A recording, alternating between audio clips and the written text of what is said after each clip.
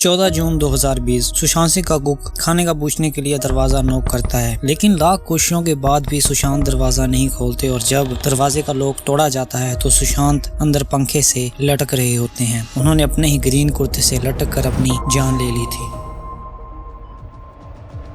On the news hour tonight, we want to highlight the growing unrest within Bollywood triggered by the untimely death of emerging superstar Sushant Singh Rajput. Official reports और investigation ने तो इस case को suicide का नाम बताया, लेकिन वो एक्टर जो कुछ दिन पहले बहुत खुश था, क्या वो सच में ऐसा कर सकता था? क्या सच में सुशांत ने अपनी जान ली थी या फिर इस केस के पीछे किसी ब्लैक माफिया का हाथ था? उनकी पैर की हड्डी टूटी हुई थी।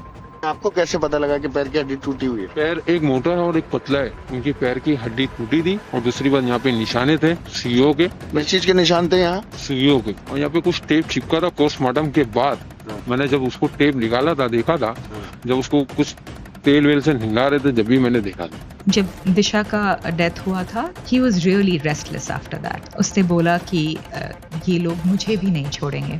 It could be anything, and he kept repeating that like for a few times.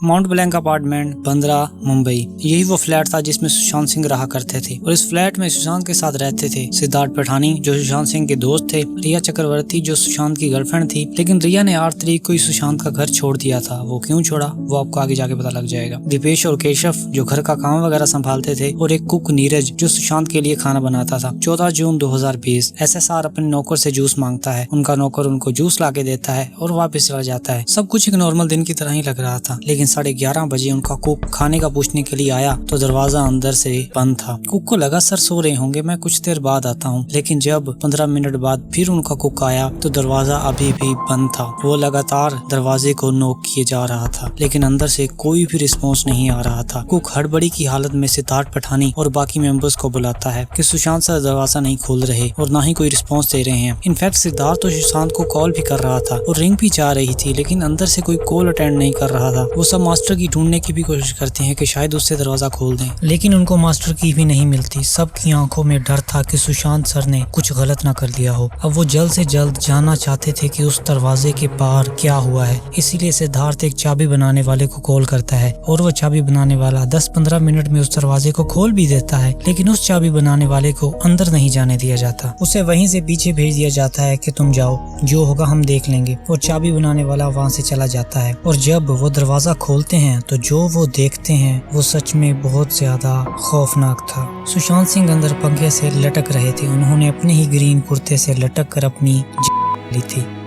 वो सब बॉडी को नीचे उतारकर सुशांत की बहन मीतू और पुलिस को कॉल करते हैं और कुछ ही देर में मीतू और पुलिस वहां पहुंच जाती है। पुलिस क्राइम सीन को जब चेक करती है तो वहां अलमारी के नीचे कुछ कपड़े गिरे हुए दिखाई देते हैं। वो शायद तब गिरे थे जब सुशांत सर ने अपना कुर्ता निकाला होगा और देखने पर यह साफ साफ एक केस लग रहा था, लेकिन क्राइम सीन से ना कोई नोट मिला जिससे ये साबित होता कि हाँ ये एक था। खैर, पुलिस बॉडी को कस्टडी में लेकर कोपर हॉस्पिटल में पोस्टमार्टम के लिए भेज देती है, जहां 5 डॉक्टर्स उनका पोस्टमार्टम करते हैं और फाइनल रिपोर्ट में इसे एसोफिसिया ड्यू टू हैंगिंग बताया जाता है, यानी कि उन्होंने किया था। लेकिन ऐसा क्या हुआ कि एक हंसते खेलते एक्टर को सुसाइड करना पड़ गया? और क्या ये सच में था? क्या सच में सुशांत सिंह ने अपनी जान ली थी? क्या सच में सुशांत ऐसा कदम उठा सकते थे या फिर ये एक प्लान्ड मर्डर था? वेल, इस केस की इन्वेस्टिगेशन में पता चलता है कि सुशांत अपनी मौत से कुछ दिन पहले कंटिन्यूसली अपने मोबाइल से 3 चीजें सर्च कर रहे थे। पहला, अपना नाम। दूसरा, दिशा सालियान जो सुशांत की एक्स मैनेजर थी, जिनकी कुछ ही दिन पहले 14 फ्लोर से गिरकर मौत हो गई थी, जिस वजह से सुशांत ऑलरेडी बहुत परेशान रहते थे। इसके अलावा वो इंटरनेट पर पेनलेस और बाइपोलर डिसऑर्डर के बारे में सर्च करते थे। बाइपोलर एक ऐसी बीमारी है जिसमें इंसान का मूड कभी खुश तो कभी सैड होता है। यहाँ एक बात तो कंफर्म हो गई थी कि सुशांत किसी चीज को लेकर बहुत ज्यादा डिप्रेस थे और वो चीज क्या थी उसका पता शायद बॉलीवुड से लग सकता था, because everybody know he was a part of this industry. जिस पर अनिल देशमुख कहते हैं कि हम इस केस की जड़ तक जाएंगे और पता करेंगे कि बॉलीवुड में ऐसा क्या चल रहा है कि सुशांत सिंह को ऐसा कदम उठाना पड़ गया। और फिर नाम सामने आता है उनकी गर्लफ्रेंड रिया चक्रवर्ती का। वहीं पर 5 जून को सुशांत के फादर के सिंह FIR करते हैं पटना में कि कैसे रिया ने मेरे बेटे से 15 करोड़ रुपए लूटे हैं और उसे मजबूर किया है ऐसा कदम उठाने पर। खैर, इन्वेस्टिगेशन में रिया बताती है कि मैंने 8 जून को ही सुशांत का घर छोड़ दिया था और मेरा उसकी मौत से कोई लिंक नहीं। हाँ, मुझे उसका लास्ट SMS आया था, कैसे हो मेरा बाबू, लेकिन मैंने उनको ब्लॉक कर दिया क्योंकि सुशांत ने मुझे दूर भेज दिया था और अब वो मुझसे प्यार नहीं करते। सुशांत का मुझे लास्ट मैसेज आया था, हाउ आर यू माय बेबू, तो उन्हें मैंने ब्लॉक कर दिया 9th को, क्योंकि मुझे लगा कि he doesn't want me anymore. देखिए, इस चीज पर रिया को बहुत ज्यादा हेट भी मिली थी कि ऐसे हालात में उसने सुशांत सिंह को छोड़ दिया जिस वजह से सुशांत ने ये कदम उठाया होगा। लेकिन हाँ, रिया ने बताया कि वो ड्रग्स लेते थे और मुझसे मिलने से पहले लेते थे। खैर, रिया को अरेस्ट नहीं किया जाता बिकॉज पुलिस के पास कोई ऐसा पक्का प्रूफ नहीं था और 15 करोड़ वाली बात कंफर्म हो चुकी थी कि रिया के अकाउंट में ट्रांसफर नहीं हुए। लेकिन ड्रग्स की इन्वेस्टिगेशन करने के लिए इस केस में एंट्री होती है NCB की। 9 सितंबर 2020 को रिया को अरेस्ट किया जाता है कि सुशांत को ड्रग देने के पीछे इसी का हाथ है। Riya Chakrabarti has been finally arrested for procuring drugs for her boyfriend, actor Sushant Singh Rajput.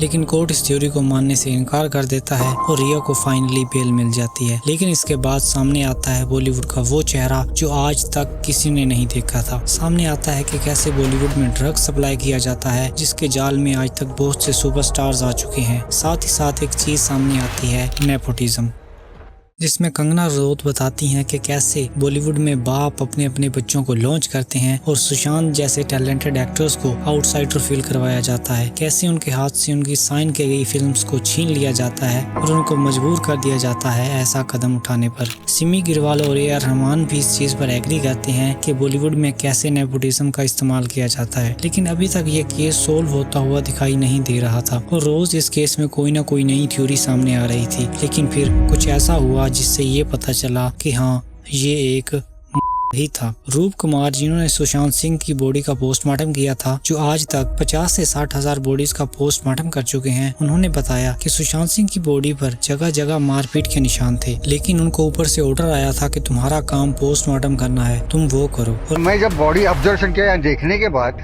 ये जो गले का मार्किंग जो रहता है, हैंगिंग यानी जो बोलते हैं के टाइम जो रैंक रहता है, उसके जैसा नहीं लग रहा था। और दूसरा, मेरे को अलग अलग ढंग से मतलब पैर में, हाथ में, मतलब बॉडी में मार कैसा, अभी देखो, अभी वक्त तो उसको कुछ कैसे मैं बता नहीं सकता। हमने जब देखा तो वो फ्रैक्चर के माफिक था। अगर वो फ्रैक्चर था तो ऐसा आदमी खुद को करने के टाइम ऐसा हैंग कर नहीं सकता है। और अगर आपको इन डॉक्टर की ये बात झूठ लग रही है तो एक बार ये सुने। जब दिशा का डेथ हुआ था, he was really restless after that. उसने बोला कि ये लोग मुझे भी नहीं छोड़ेंगे, it could be anything, and he kept repeating that like for a few times. लेकिन इतना सब कुछ होने के बाद भी ये केस अब भी एक मिस्ट्री बना हुआ था। 5 अक्टूबर को एम अपनी फाइनल रिपोर्ट सबमिट करती है, जिसमें वो बताती है कि ये एक था ना कि एंड मे बी ये हो सकता था क्योंकि किसी एक्टर को उसी की फिल्म से निकाल देना, उसको काम की ऑफर्स आना बंद हो जाना, दिशा सालियान की डेथ में सुशांत सिंह का नाम जोड़ना, हो सकता है SSR ने इन सब के प्रेशर में आकर साइड कर लिया हो। लेकिन दूसरी तरफ उनकी बहन का ये वीडियो जिसमें उन्होंने बताया कि वो लोग मुझे भी मार देंगे, उनके एम्बुलेंस ड्राइवर की ये वीडियो जिसमें उन्होंने बताया कि सुशांत की बॉडी पर चोटों के निशान थे, डॉक्टर रूप का ये वीडियो जिसमें उन्होंने बताया कि बॉडी पर जगह जगह चोटों के निशान थे, SSR की CCTV फुटेज का ना मिलना, बॉडी के पास से कोई भी साइड नोट न मिलना, कोरोना जैसे टाइम पर चाबी बनाने वाले को इतनी जल्दी ढूंढ लेना, उस चाबी बनाने वाले का 10 मिनट में दरवाजा खोल देना और दरवाजा खोलने के बाद उसको अंदर ना जाने देना, इस चीज की तरफ इशारा करते हैं कि हो सकता है कि ये एक प्लान। SSR की बहन और फैमिली लड़ रहे हैं कि कभी ना कभी उनको जस्टिस जरूर मिलेगा। लेकिन ये था ये साइड, एक बॉलीवुड ने एक ब्रिलियंट एक्टर खोया, अपनी बहन ने अपना भाई और एक बाप ने अपना बेटा। एक अच्छा कलाकार बनना बहुत कठिन है और एक अच्छा इंसान बनना उससे ज्यादा कठिन है, और मैं दोनों बनना चाहूंगा यहाँ से जाने से पहले।